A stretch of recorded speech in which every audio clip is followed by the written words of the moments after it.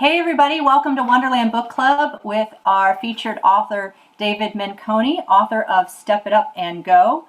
And here's a little bit about David. I've known David for about, 12, 13, 14 years. I met him through the North Carolina Writers Network, and of course I read all his articles in Raleigh's News and Observer, which he retired from his newspaper service in 2019. He's a journalist and author based out of Raleigh. He spent 34 years writing for daily newspapers, and 28 of those years were with the News and Observer. Before that, he spent 5 years at the Boulder, Colorado Daily Camera. His degrees include a master's in journalism from the University of Texas, an undergraduate English degree from Southwestern University, and a valid high school diploma. David was the 2019 Piedmont laureate in creative nonfiction, and that was 2 Piedmont laureates ago. In addition to writing for numerous publications such as Rolling Stone, Spin, Billboard, New York Times, and Salon.com, he was the co-editor for the University of Texas's Press acclaimed American Music series from 2011 to 2019.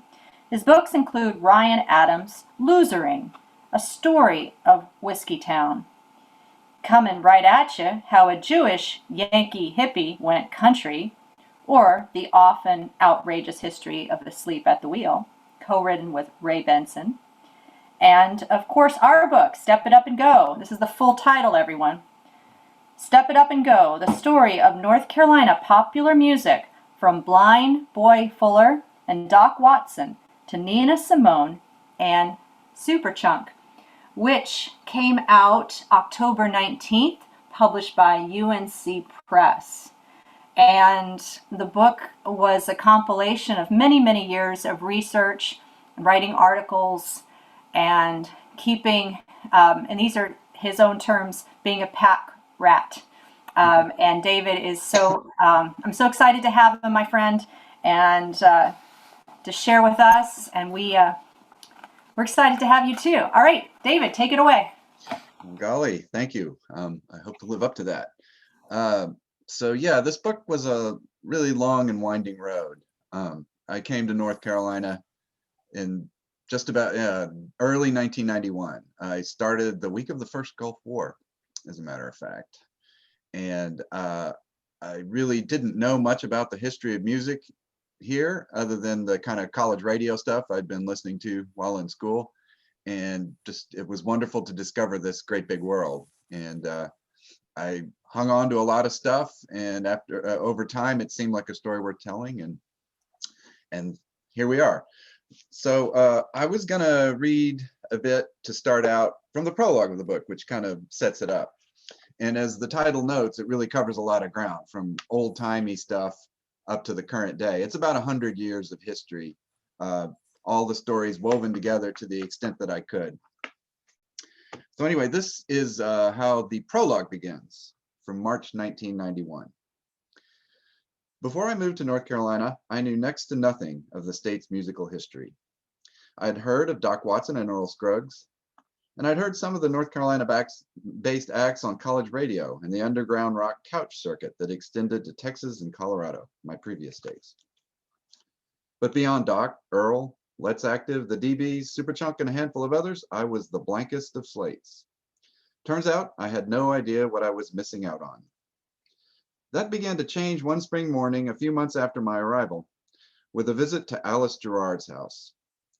At the time, Gerard was editor of the Old Time Herald, a magazine chronicling venerable folk music of the southeastern United States. Gerard wasn't just the editor, she was something of an old-time legend herself, formerly one half of Hazel and Alice, a pioneering folk duo that had been particularly inspirational to younger generations of women artists starting in the 1970s.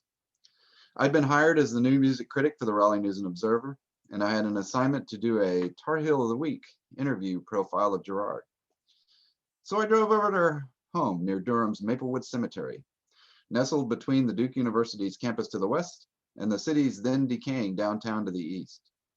I found it comfortably cluttered with instruments, books, and a large dog curled up on a rug. the faint smell of that morning's bacon still in the air in the kitchen.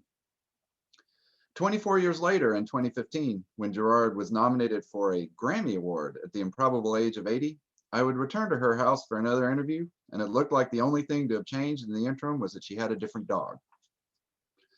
Gerard was a wonderful interview subject and gracious host. But what I remember most about that first visit was her blowing my mind when she pulled out a well-worn vinyl copy of Anthology of American Folk Music. A 6-record compilation of Depression-era recordings, Anthology dated back to 1952, compiled by the legendary and eccentric musicologist Harry Smith, who would die later in 1991. When the folk revival swept college campuses in the 50s and 60s, Anthology was the spark that lit the fuse, serving as sacred text repertoire for Bob Dylan, Joan Baez, and other acolytes. That much I knew. But I'd never even seen a copy before, let alone heard it. This was years before Anthology would be reissued on compact disc with much fanfare, in parallel with the oracular music critic Greil Marcus's 1997 book, Invisible Republic, where Marcus put forth the novel thesis that the songs on Anthology mapped out a mythical universe called the Old Weird America. In 1991, Anthology was still obscure and hard to find. Gerard's copy looked as if it had been handed around a lot over the previous 4 decades.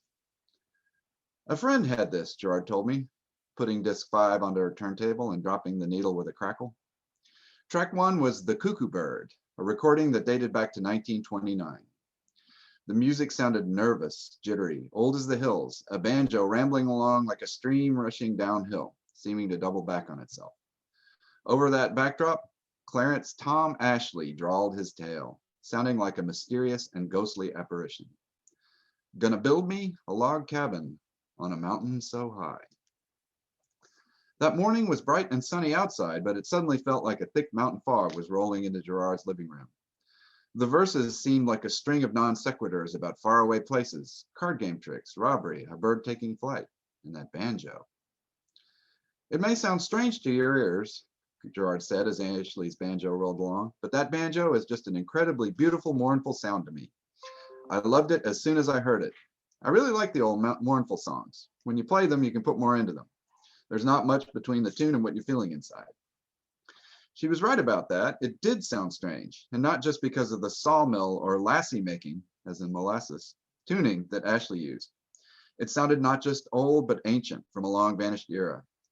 I would later learn that the cuckoo bird came to America from England and had been around for lifetimes before Ashley got to it.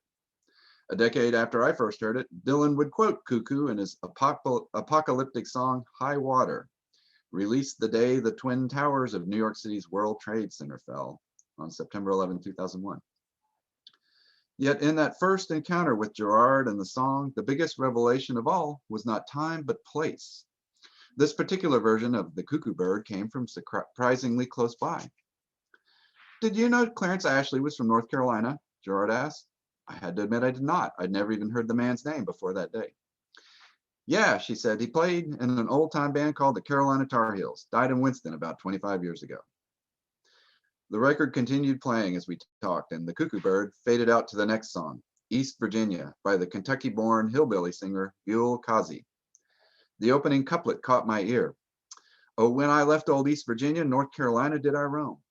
And I pointed out the reference. Gerard nodded as she laughed knowingly. Oh, North Carolina's all over Anthology, she said. Bascom, Lamar, Lunsford, Bentley Boys, Charlie Poole, you know him? That's something you should hear. Somewhere in the course of that conversation, a door opened. So I went through it. One way or another, I've been chasing after the history of North Carolina's popular music ever since. So that's, thank you. That's the first few pages, and that sets up chapter 1 about Charlie Poole, which he mentioned. He seemed like a good person to start with, both chronologically, because it was almost 100 years ago. His heyday was in the Roaring Twenties. First record came out in 1925, and from there it flows more or less chronologically, but not strictly. From Charlie Poole, there's chapters about Durham Blues, Arthur Smith, who was kind of a visionary, both in syndicated country music television and also as a guitarist. Earl Scruggs and Doc Watson. the Five Royales, who are not nearly as well known as they should be, but they were one of the great and most important R&B bands of the 50s and from Winston-Salem. Until recent years, they've been almost invisible there. There are a few signs of their presence there now, which is great. But and it's great. Too bad that didn't happen sooner. Or they might have been alive when they got in the Rock and Roll Hall of Fame. But as it was, they were inducted posthumously. And Beach Music, the sort of and then the 70s rock band Nantucket, which actually started out as a beach music band. I just thought that was the weirdest thing ever. The sort of college radio stuff I mentioned earlier, like Let's Active and the DBs, that all came from Winston-Salem, and there's a chapter about that. A couple of chapters about Chapel Hill, and also Americana. The Avid Brothers get their own chapter. As sort of an uber example of North Carolina acts. And hip hop, there's some extremely acclaimed hip hop that's come out of North Carolina the last 10 or 15 years. And finally, American Idol is where it winds up, which seems strange, and I've been kind of ridiculed for that, but I just thought it was so fascinating that 3 out of 15 American Idol winners came from North Carolina. That was just too tempting to pass up. So there you have it. Alice, did you want to, shall we converse, or what, do you want me to keep going Yeah. here? So my interest was I loved the stories about Doc Watson and Earl Scruggs and being a banjo player. That's fascinating to me. And then seeing my banjo teacher in the book as a member of the Backsliders was Oh, Steve pretty. Howell, right? Yeah, Steve Howell. Yeah. Right, yeah. I was like, yeah, all right. And I'm having a lesson with him this afternoon. He just texted me for something like, what are we working on? I'm like, yeah, this is really random. And cool. So I didn't know, I knew Charlie Poole from what Wainwright had done because I read the newspaper and then I see articles and I'm trying to put it all together. And this book really helped me put everything together.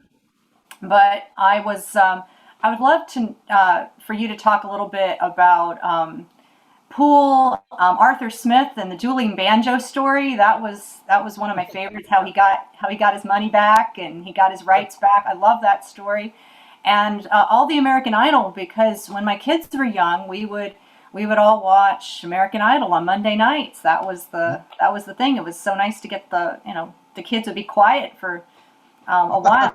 Yeah. you know? And but I can't believe it's been 10 years since Scotty McCreery. I mean, it's just, Mhm. and I guess I stopped watching after Scotty. It just got boring. We Sorry. had one other, yeah, we had one other winner after that, but Yeah, I Caleb didn't know about Johnson. Caleb. I kind of just Yeah. didn't really, I lost interest. Seemed like everybody did, Yeah. unfortunately. Yeah, Scotty was kind of the end of the peak of it, and hmm I don't think it'll get back near that peak. Just the paradigm and tastes have changed.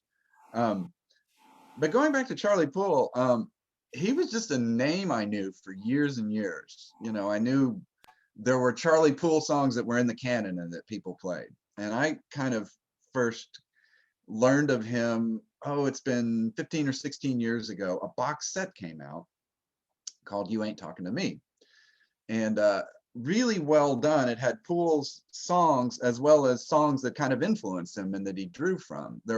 He was functionally illiterate and didn't write songs himself, but still had just a very busy, kind of brilliant mind that could synthesize things in the air. He'd hear things and combine stuff into songs that were popular. So he'd just pluck songs out of the air from minstrel shows and hootenannies and whatnot. And "Don't Let Your Deal Go Down" blues was one of them. That was an old blues song. I believe I described it as being of uncertain provenance that had been around for a while. And that was his first and biggest hit. In 1925, he and his cohorts quit the mills. They were in a little town called Spray, which is now Eden, up near the Virginia line. And they'd been playing and rambling around and decided they wanted to go pro. So to do that, they needed to make a record. So they show up to get their last paycheck at the mill and brought their instruments, and they serenaded their coworkers as a way of saying goodbye. And they played that song. And then at the end, Charlie Poole yelled out, "So long, fellas, we're gone." and they hopped a train up to New York. Charlie Poole, again, being functionally illiterate, his nephew describes him as unable to read a stop sign. He somehow finds his way to Columbia Records, walks in, asks for an audition, gets one, and one of the songs he played was that, and that was the first one they recorded, and it sold 100,000 copies in 1925, which is an enormous sum. This was the days before Billboard charts or anything like that. There were about 500,000 turntables in the southern United States. I guess more like Victrolas at that point rather than turntables, but devices to play it on though. That's some serious penetration there, market penetration. If you are in basically 1 out of 5 households, that's unbelievable. That's success on a scale of like Michael Jackson. If you took that, extrapolated that out to nation or worldwide. So he was huge in the southern US, mill towns. And he was an amazing character. He was a solid but not spectacular banjo player, but what he really was most of all was an entertainer. And it was amazing to me when I did that story, how sort of present he still seemed in a strange way, just because of the stories people told about him. Barry Poss, who formed Sugar Hill Records, the big bluegrass record in Durham in the late 70s. Before that, he was a grad student at Duke and really into old time music. And he'd go around knocking on doors, asking if people had old records they wanted to sell to, radio stations or even just people's houses. And that's how he got a lot of his record collection. But he told me at the time this box set came out, in the late 70s, this is like 40, 50 years after Poole was gone, he was amazed at how many people had a story about him. Oh yeah, my daughter used to date him, or he slept in this house one night, or yeah, there was a big show he played that my parents were at, and this incredible thing happened. And he said it was amazing. It was like he'd passed through a month earlier rather than he'd been dead for decades and decades. And stories about him have lingered over the years, and also his songs. You still hear "Don't Let Your Deal Go Down" blues at bluegrass festivals to this day. The final section of the book is the sort of afterword, and it describes a scene when the Bluegrass Festival came to Raleigh in 2013 for the first time, a scene I came upon. It was these young kids playing out on the sidewalk, and it was right across the street from where the radio station had been, where Earl Scruggs and Bill Monroe used to, the Monroe brothers used to play. And on the sidewalk there were all these kids, and they were playing "Don't Let Your Deal Go Down" blues. They all looked like they were not much older than teenagers. So that was a kind of cool closing of the circle. So yeah, that was Charlie Poole. And he was, the ultimate rambling man. At the other end of the spectrum, we have Arthur Smith, who, if Poole showed how you can make a name for yourself rambling around, Arthur Smith did the opposite. He stayed in one place his entire career, the Charlotte area. He was born down the road in South Carolina, but moved up to Charlotte fairly young to play on the radio there. And except for being in the military for a few years during World War II, he never left. And, he had a real big hit record at the end of World War II called "Guitar Boogie." And it was big enough that where you'd kind of expect him to go off to Nashville at that point. But instead, he chose to stay in Charlotte. He started a recording studio, publishing companies, record companies, and a syndicated TV show. This is right when WBT was starting up in Charlotte, the first TV station in the Carolinas. And a staple of their programming for about 30 years was Carolina Calling, first thing in the morning. On the air, he and the Cracker Jacks would do the weather report and play songs and do skits. And he did this for about 30 years and was enormously successful. This is before Hee Haw, before the Flatt and Scruggs show, before the Johnny Cash show. He kind of showed how you did that. He basically invented what came to be syndicated country music television. And his other main claim to fame was a song he recorded back in the 1950s called "Feudin' Banjos." He and Don Reno, who was the banjo player in the Cracker Jacks, Smith cooked this up, and he said, just watch my hands, follow the changes, and they talked it back and forth. And then he threw in a little bit of, Yankee Doodle Dandy at the end, and that was Feud and Banjos, and it was quite successful. Lots of people tried to claim they own that, but he's the one who did. There was the idea, and back in the days before the internet and the super media era we have now, songs out in isolation, people weren't really aware of who owned what, who'd done what, and there was this idea that that was one of those old mountain songs, public domain kind of thing that anybody could record and lay claim to. And as the makers of the 1972 movie Deliverance learned to their dismay, that was not the case. They called it dueling banjos. And it was kind of a key moment in that movie. And a huge hit record too. Got all the way up to, I think, #2 on the pop charts, which is quite a thing for an instrumental, especially kind of a country instrumental. And Arthur Smith did a very shrewd thing. He didn't come after him right away. He waited to see how big a hit it was going to be, which would give him more leverage. If he'd shown up like early on, they could have probably just bought him off. But no, he waited, bided his time, and then he came after him. I'll never forget interviewing him in his office in the late 90s. We're doing a profile, and he's sitting there at his desk in his office telling me the story while he's got a pocket knife cleaning his fingernails. And you could just sort of tell this is a story he tells a lot and relishes telling. But he called up Warner Brothers, finally get somebody on the phone. They weren't in a hurry to return his call. And they kind of scoffed at him. They said, you don't have the time or money to sue Warner Brothers. And his response to that was, well, sir, I do have the time, and I believe I can find the money. So I'll see you in court. And he did.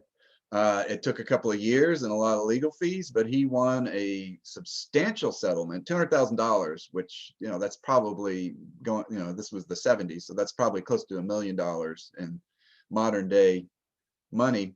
But he also got the copyright of the song established firmly and forever in such a way that this never was going to happen again. Because he obviously demonstrated and prove that he was going to stand up for his ownership of the song and not let anybody get away with that.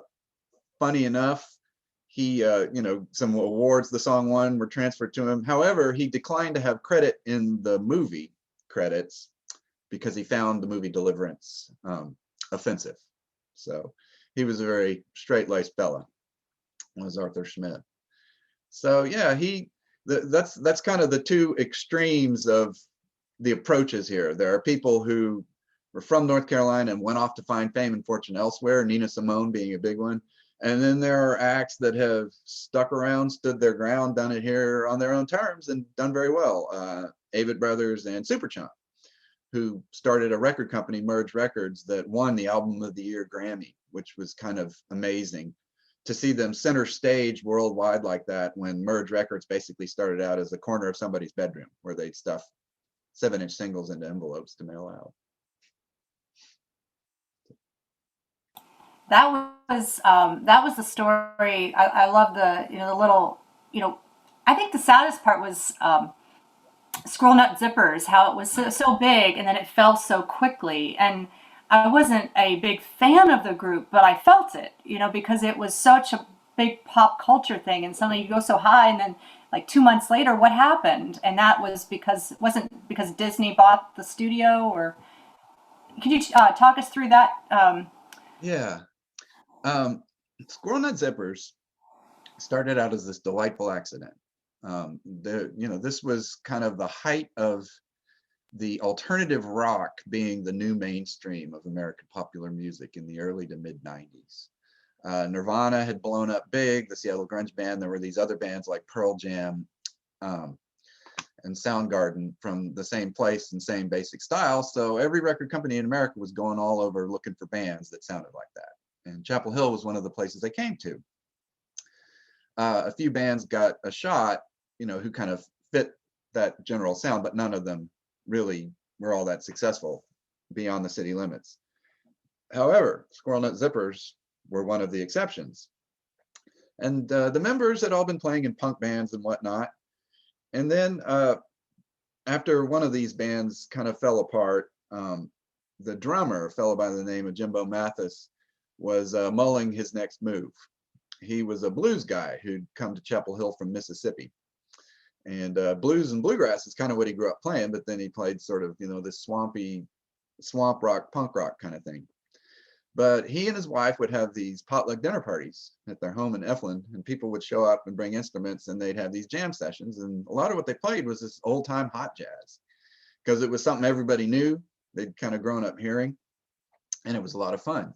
And over time, they, it sort of gelled in an interesting way. And they thought, we should just do a public show. What the heck? So they set up their first show in the Henry's Bistro, this downtown restaurant in a basement, basically, in downtown Chapel Hill. And it was almost more like an art exhibit than a conventional concert. And it was this sort of one-time thing. I don't think they were really planning to make it a full-time band by any stretch of the imagination. This was 1993. It was such a sensation that requests for them to play flooded in. The hippest thing in the world was to have Squirrel Nut Zippers play your wedding reception in the fall of 1993. And that's how they started out, basically as a wedding band. Then, well, why, we got some songs, why not? Let's make a record.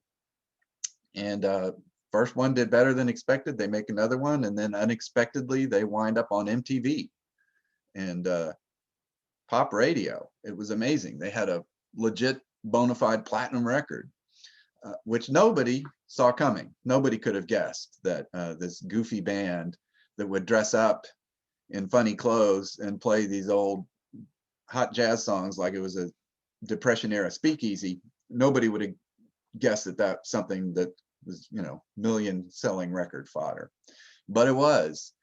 And they started out with a real egalitarian spirit. They had a partnership agreement that was basically one page. There was this one for all for one spirit. And that didn't last, unfortunately. There was a lot of pressure on them to duplicate that. And, basically the approach in retrospect, it's easy to say this 20 some years down the line, but they should have just treated that like the fluke it was and scaled things back to make it to where they're just playing festivals and they're sort of an NPR type phenomenon, Instead, their record label, Mammoth Records, gets sold to Disney, and they were the big blue chip asset, and there was all this pressure for them to do it again. And they did not respond well to this. I don't know, it's sort of a no-win situation. Trying to catch lightning in a bottle twice is probably not going to happen. But a lot of financial decisions got made by other people based on the assumption they could do that again, sell a million records again. Well, that didn't happen. And things kind of fell apart, both with the record company that doomed Mammoth Records, and they were dissolved a few years later, and the band. People started to leave, and things eventually just fell. They made a few more records, but their moment was gone, and they eventually just sort of dissolved.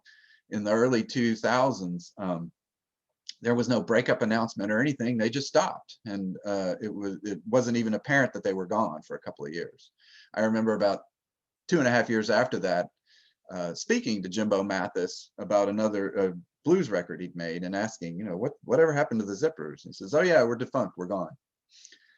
And there was litigation, which was really heartbreaking to watch. There were some people who felt ill-used by the way it played out financially.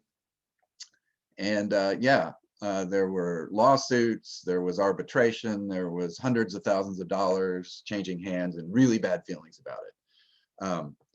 And yeah, I am confident in saying there will never be a real reunion of their kind of glory days lineup, because the feelings are bad enough. It's like there was almost none of the friendships or marriages in that band lasted, which is a real shame. There is a version of Squirrel Nut Zippers that still exists and actually put out a record a couple of years ago. Jimbo Mathis is basically the only original member still at it. He took it to New Orleans, and they're New Orleans based now, so they have next to no connection to this area. But the feelings are still close to the surface there, the bad feelings. When this would have been about 2.5 years ago, the Zippers came to town to play this new lineup, and I did a story, and the story recounted a lot of the bad vibes that went down, and Mathis and band management were furious at this, and Mathis swore he'd never do another interview with me in a rather angry email. Now, he's sworn that before and gotten over it, so I figure, a couple of more years go by, maybe he'll forget he's mad at me, or just go on. It happens. If you're covering a music scene long enough, you're just going to antagonize people. Unfortunately, it comes with the territory. Thank you. Yeah, I saw Tom Maxwell at the Eno Festival a couple years ago, and he was not playing any. I mean, he was playing regular old Americana stuff. Yeah.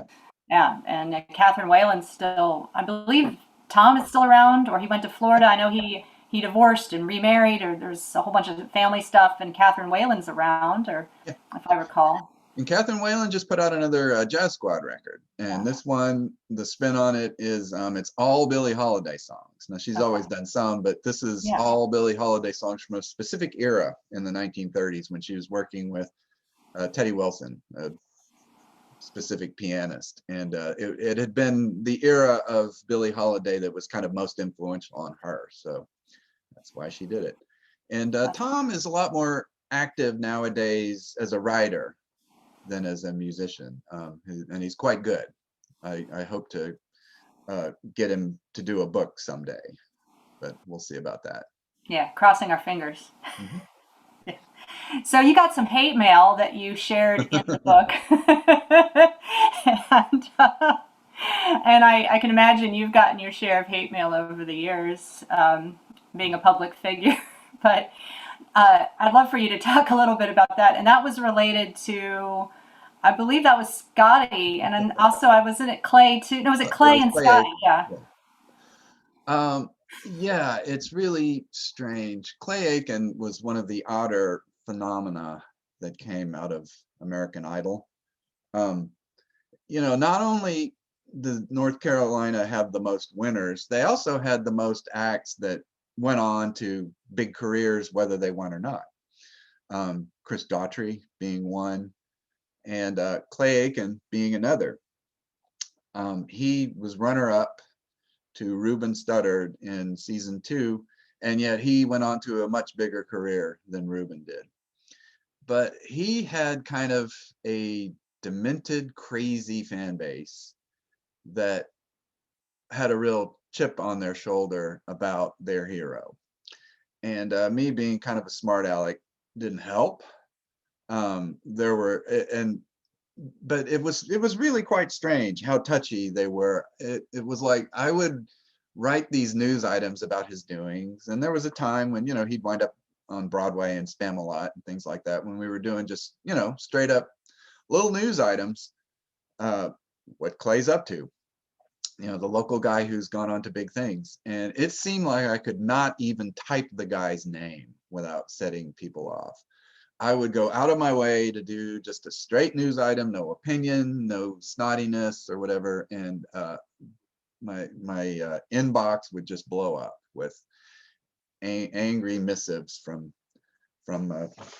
let me just find a few of them because they are funny. So wait, David, you would just write something and they would be angry at you for writing something about him? Oh, they would claim that I was snotty, or I wasn't showing proper respect or whatever. I wasn't fawning enough. Oh, you were fawning. I got you. Yeah. This was in response to, this is a sampling of sound bites from the many, many voicemails received in response to a less than enthusiastic review of Aiken's 2006 album, A Thousand Different Ways. You really have no idea what you're talking about. Hope you have a horrible day. You may need to get a new job because I don't think you're a good music critic at all. And I don't believe you're away from your desk. You're just refusing to answer your phone because you wrote such a terrible article. Have a really crappy day. I want to congratulate you on living in North America. I think you should probably return to a Middle East country because this is a freedom where people can listen to the types of music they want to hear. Plus, I don't know why anyone from North Carolina would advertise so harshly about a native son. Seems to me maybe you're mean-spirited. Let's have a good word about one of our former young men. So, yeah, plenty more where that came from. But yeah, I had a few regulars I would hear from while I was at the paper. Some of them quite nuts. There was one fella we used to call anonymous racist because he would always set his caller ID to where it would just show up as anonymous. And he was quite a racist. And he would leave these screeds anytime I wrote about something involving race relations or anything like the bathroom bill. I was writing quite a bit about that when musical acts were canceling concerts because of it. Oh, that made him mad. And he really had a thing about Bruce Springsteen, how much he hated Bruce Springsteen. And he would just go on and on about that. And then there was another fella, I came to know him, Leo. He was a guy somewhere near Baltimore who was a huge Madonna fan, and he just wanted to call up and talk about Madonna. He was somewhere on the spectrum, and I would try to get him to talk about other things, but he just wanted to tell me about what he thought about Madonna's latest record and wanted to know what I thought about it too, because I'd written something in like 1995 about Madonna that he liked. This is the days when it was hard to find things like that. He probably saw it in a library somewhere and went to the trouble of tracking me down and called me. And he called me from the mid 90s until I left. I got one last call from him the week I left the paper. I did not have the nerve to give him my home number. I tried to get it to move him to email because it would be easier to manage. Because he'd frequently call when I just didn't have time to, give him 10 minutes to rattle on about Madonna. But I was unwilling to give him my home phone number, which I feel kind of bad about, but you can only do so much for all the lonely people out there. No, he would have just taken up your time. Yeah, yeah. He would have. I think there's a topic that Paget Gerler would like for you to talk about: beach music. Ah. Here. David, I wanted to tell you that I just enjoyed this so much. You had me from Shape Notes all the way through American Idol. My favorite section was, of course, the beach music section. I'm dating myself. I love the rhythm and blues. And I didn't realize some of these singers had come from North Carolina. Clyde McPhatter was one of my favorite singers, and I didn't realize he was from Durham. So thank you for telling me about that. But I didn't see the Catalinas from Charlotte. They didn't show up, but oh, what a great group you had in here. Thank you so much for that. I did want to ask you a question though. Is there any music where you draw the line that you just do not like?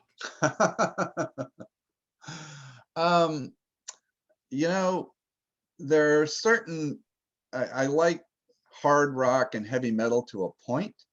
There is a point where it gets too abrasive for me. So but and it'd be easy to brush it off as, oh, you're old, and I am, but I wasn't even really into stuff like that when I was younger. There has to be a modicum of tunefulness for me to latch onto. I've got some grief from people who are into stuff like that, the really loud, abrasive hard rock, that there's not really much of it in here. There's some, Corrosion of Conformity being one. That's about as far down that road as I care to go. So beyond that, when I first started covering the Bluegrass Festival, I was not much of a devotee. I didn't know much about it. I certainly got up to speed in a hurry. And I do like it now in ways a lot more than I ever thought I would. So that was a pleasant surprise. And beach music, it's a fascinating story. You know, the whole Jim Crow era that it came out of, and listening to the radio under the covers late at night, slipping across the tracks on beach vacation to go to the black R&B joints and play the jukebox music over there and cop dance moves. I loved that. That was probably the biggest surprise, learning just how much there was there, you know, about Yeah. beach music and the historical milieu it came out of. Because when I first moved here, you know, beach bands were these cover bands playing in parking lots. And I was like, you know, what is this? And yeah, there's that scene in the book where I heard the phrase beach music for the first time, and I asked, you know, what, Beach the Beach Boys, and they laughed and said, bless your heart. Yeah. So yeah, there was a lot of from the ground up work to do on getting up to speed on that. But yeah, I'm glad you like that. Loved it. Loved it all. You covered it all. Very good job. Thank you, David. Jorge has a question for you, David. Go ahead, Jorge.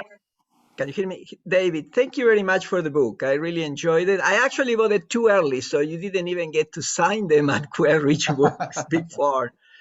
I'm originally from Argentina, but I have lived in the Triangle for a long time. And what I was taken by the book is how much North Carolina music reaches to you. And for example, I work at the School of Medicine, and my building was renamed Taylor Hall after Isaac Taylor. So James Taylor came to play, and I was standing less than 10 feet from him playing Carolina in my mind. All right. Which was one of the most memorable points. And this relates to Paget's question. I lived in Argentina, and the university is in a downtown. And every time the classes end, we used to go to an American food restaurant that was called The Embers. And that restaurant, Embers is not a word that you normally learn very early in when you learn English. So I always wonder, and now that I read the book and I know that the restaurant opened in the 60s, I wonder if it was connected to the group. Wow. I'm going to say probably not, simply because they're a real regional phenomenon. You know, they're a big deal across the Carolinas and up into Virginia on the circuit. But they never really had any success beyond the Carolinas. Okay. Part of it, you know, they made a few records on nationally distributed labels and none of them caught on, but it seems like they made the decision to stay a big fish in a small pond.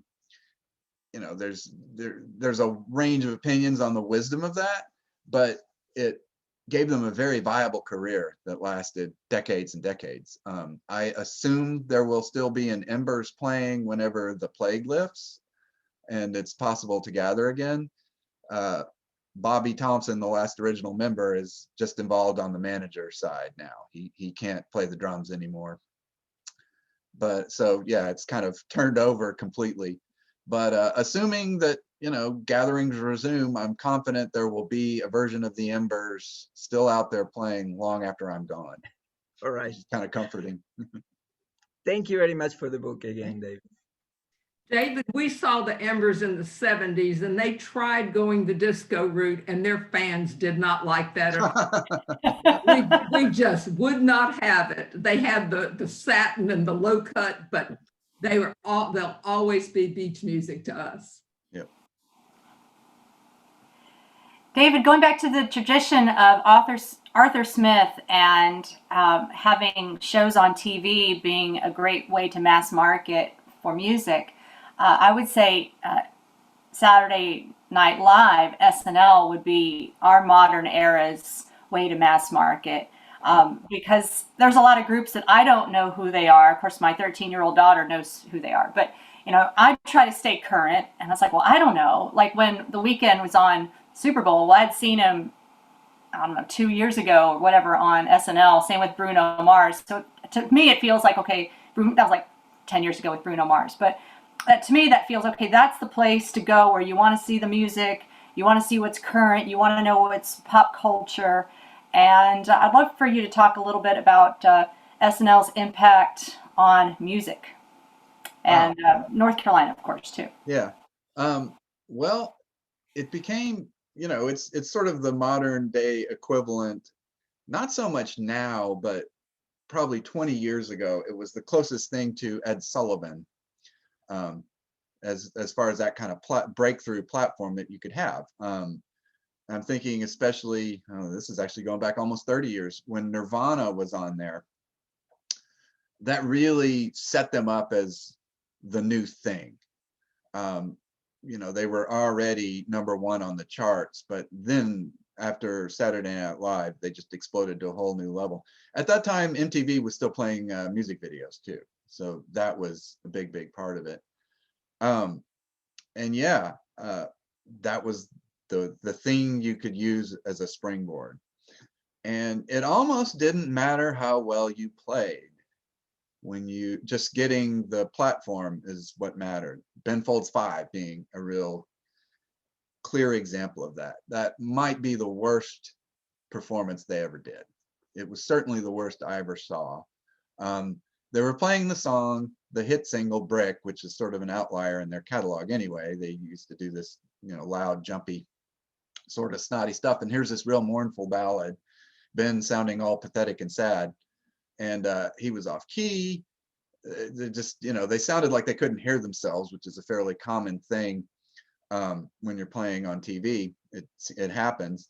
They probably could have compensated for that and gotten away with it if it had been a loud, fast song. You can get by better than if you're doing something slow that's a little more nuanced. So yeah, they were terrible. He admitted he was still mad about it when I interviewed him 6 months later. But it still went up the charts, platinum record. You know, it was just like showing up, showing your face there was enough, which was really surprising. And then Ryan Adams also got a Saturday Night Live star turn in the early 2000s, right when he was breaking big. Strangely, it didn't really work out for him. He did well that cycle, but he never really blew up on the charts the way everybody was expecting and the way it seemed things were set up for him. That record got no higher than in the 50s on Billboard, when based on how often you saw him in the papers and on TV, it seemed like he would be top 10 in multi-platinum. Oh, I need to break away for about 3 minutes to get my daughter signed on to her next computer class. So let's have a brief intermission. I hope everybody sticks with it. I will be right back soonest, okay? All right, David will be right back, everybody. Don't go anywhere. Okay, let's see. Let's see if I can do this. Share sound. And I'm trying to share some tunes with y'all. And let's see.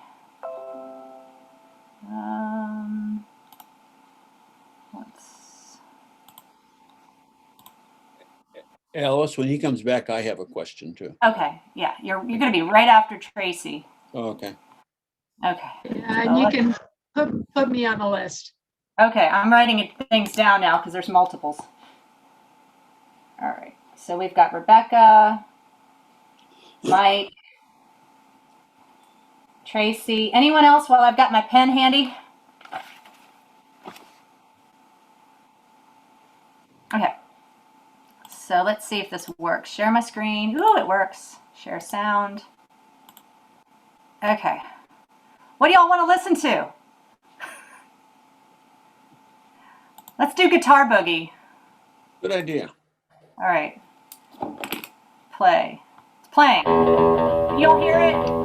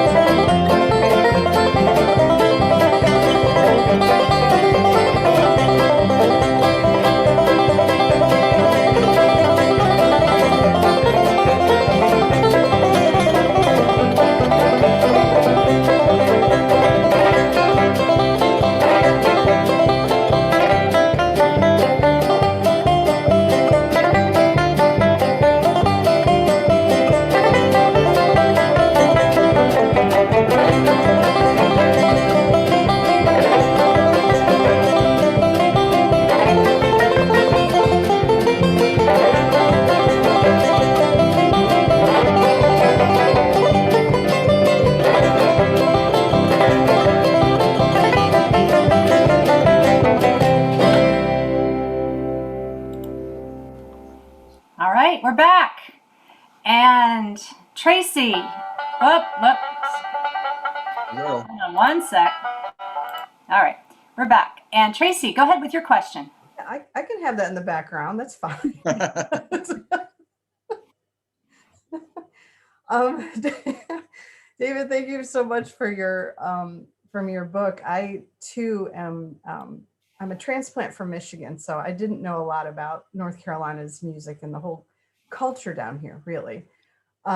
So I appreciate that. But I usually ask authors like what's their favorite sentence from their book. But from your experience, what when you were interviewing somebody who is a musician or whatever that you were actually surprised by, either pleasantly surprised or like, wow, you are literally nothing like what you present to your managers or your audience. So Wow. I will say when Ben Folds is not somebody I expected much out of, but he is a great interview. And what I love about him is he is fearless, which is to say, if any question you ask him, he will take it seriously. He will try to answer it without equivocating. I've never seen him duck a question, and he sometimes gets himself in trouble for that very reason. It's unfortunate for him. I'm sure his management people probably wish he'd tone that down a little bit.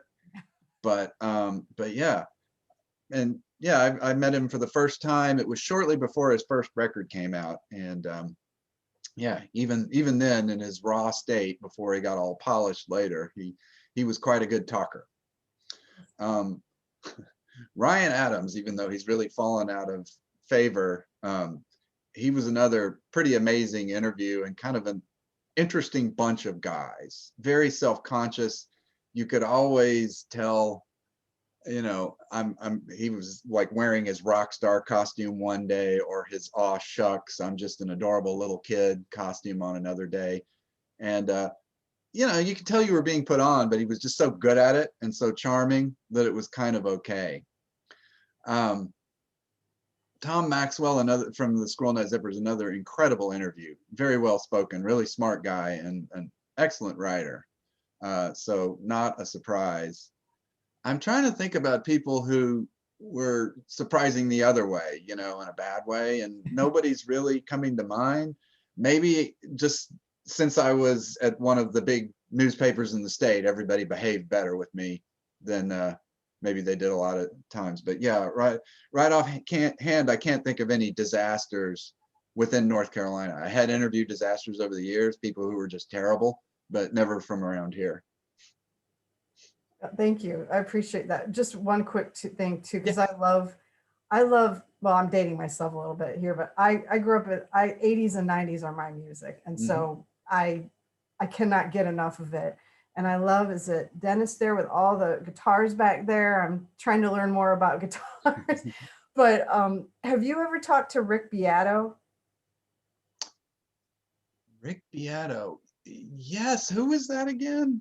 What? So he's this, I found him in the pandemic. He has a YouTube channel and he does videos about, one of his series is what makes a song great.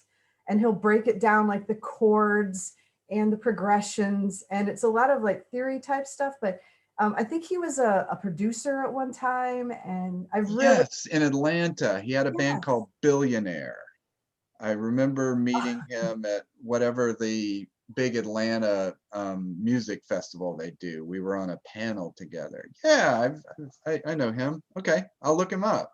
Yeah, that's, yeah. I just fell down a rabbit hole and was watching all. There you go.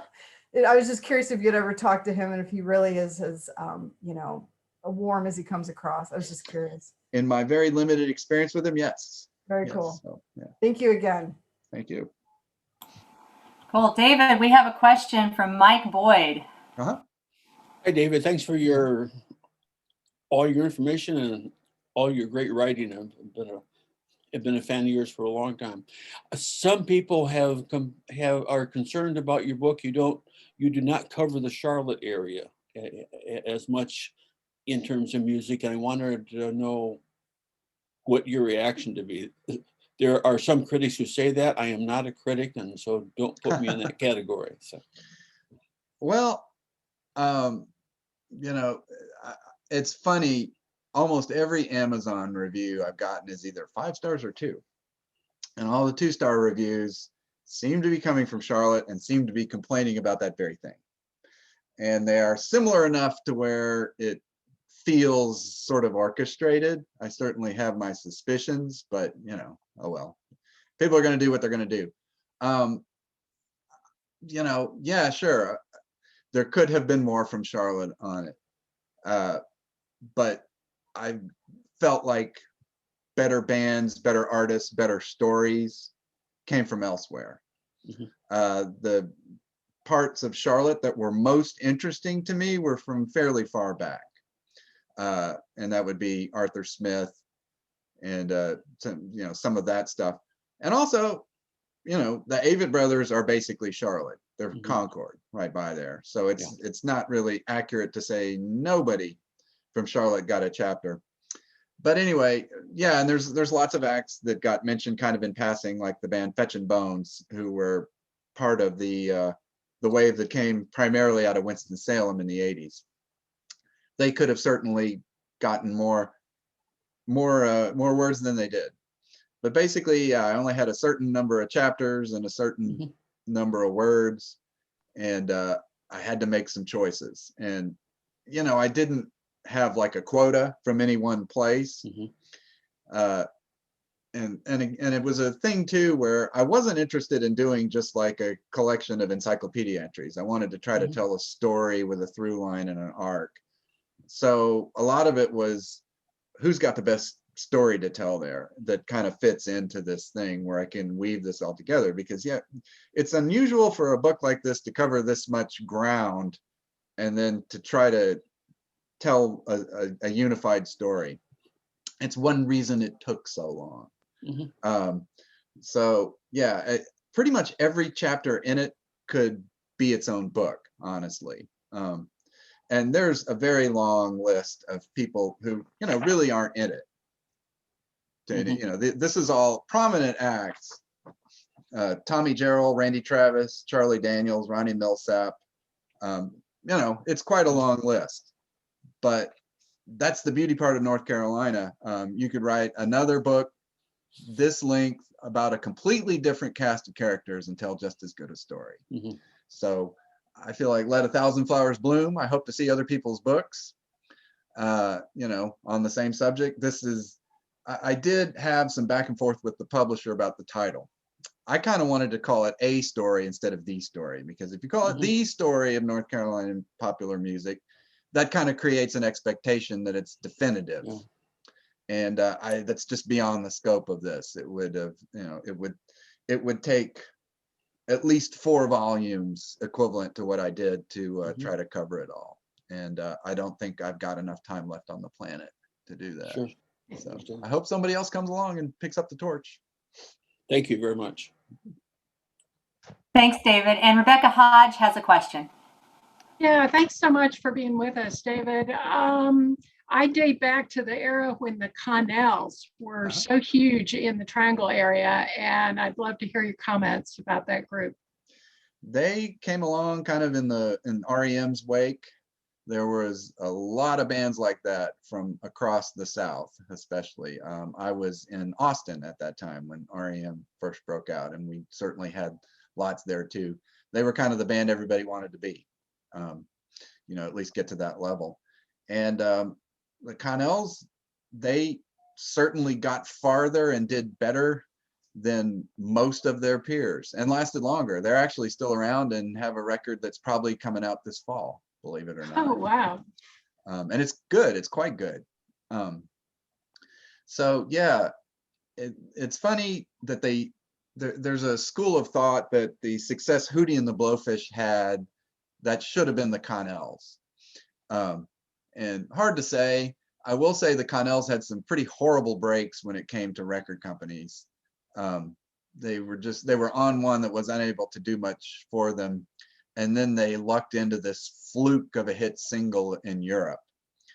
They were kind of at the point where they might break up. This was the mid 90s.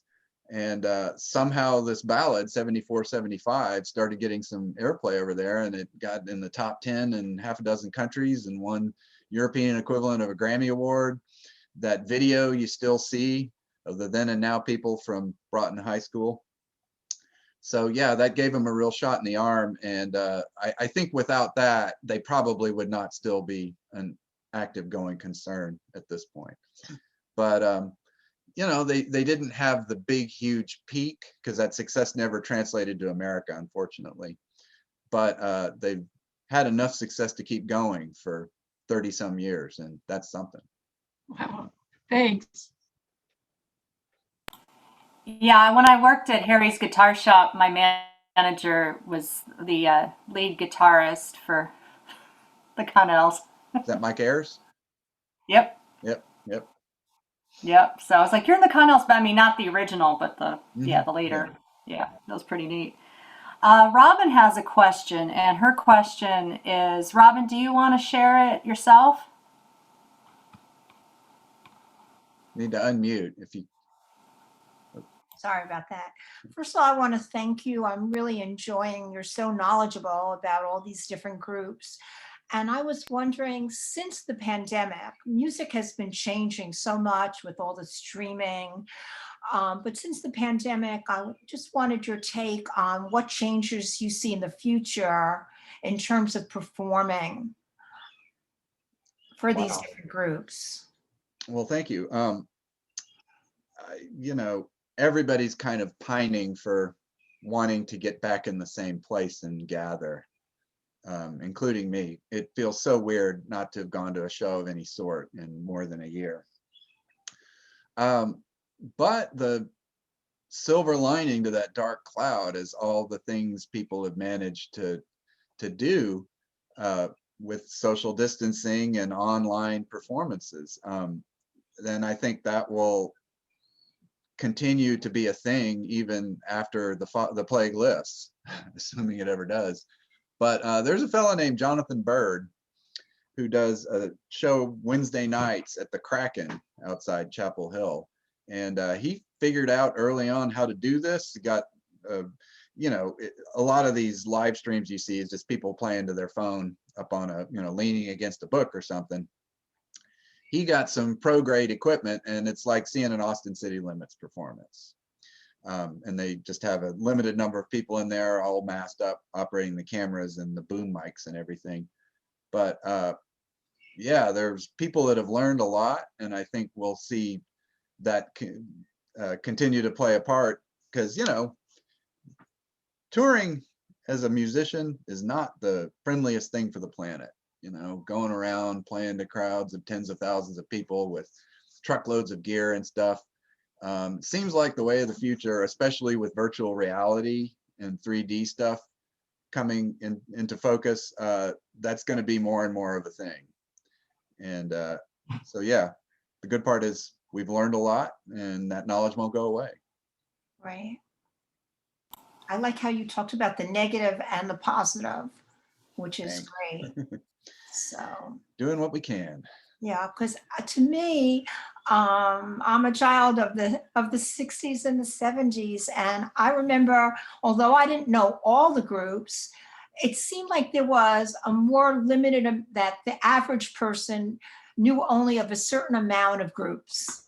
And now it seems like there's such an explosion of groups, that so many more groups are getting known by different people. And I think that's a very positive thing.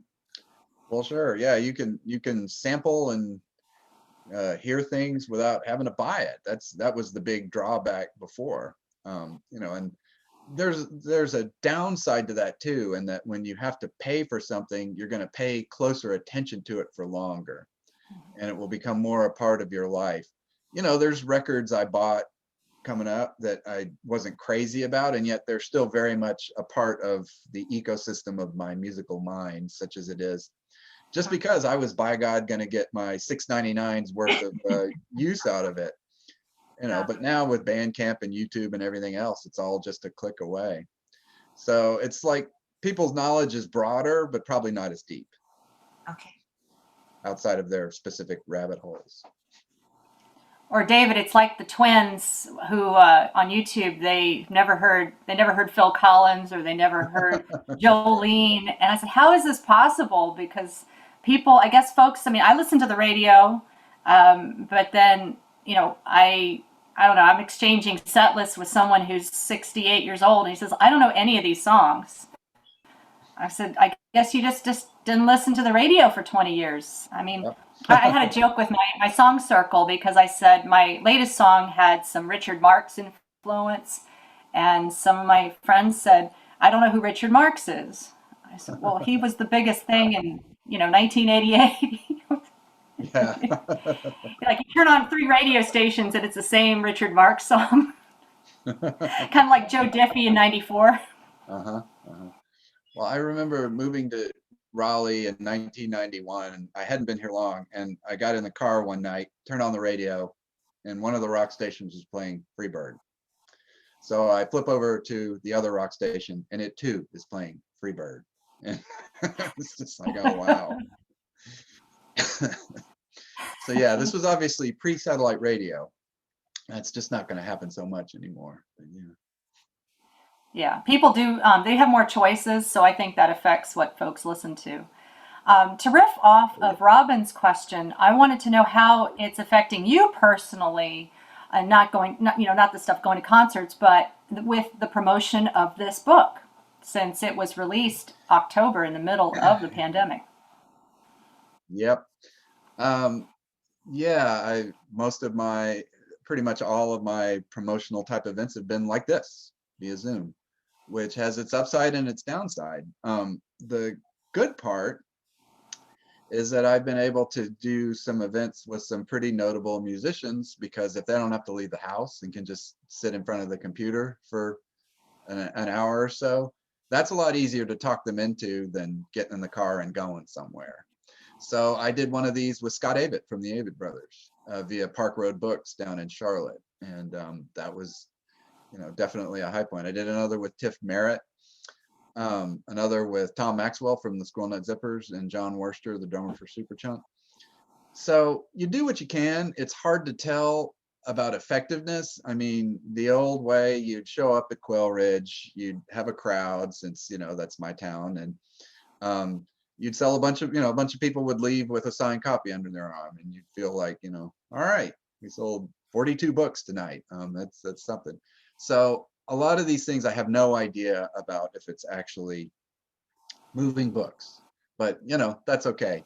My hope is that it will have a paperback edition eventually, and maybe we can do some of those in-person events then.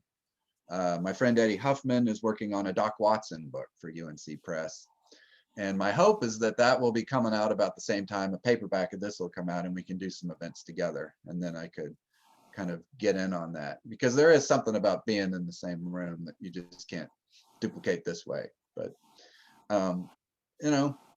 necessity is the mother of invention. It's good that there was this online world of miracle and wonder during a pandemic.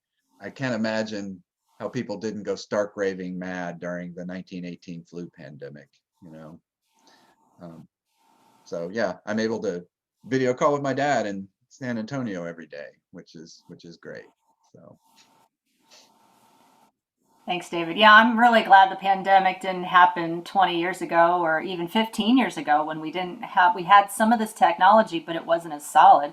One, wouldn't have the technology, and two, my kids they would have been too young and would have made me crazy. So I'm glad they're of an age to be independent.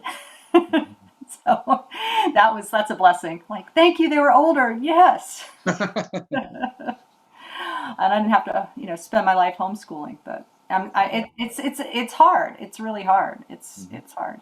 Well, I think this would be a good time before folks need to leave. Don't leave yet. We can do a quick group picture, and this is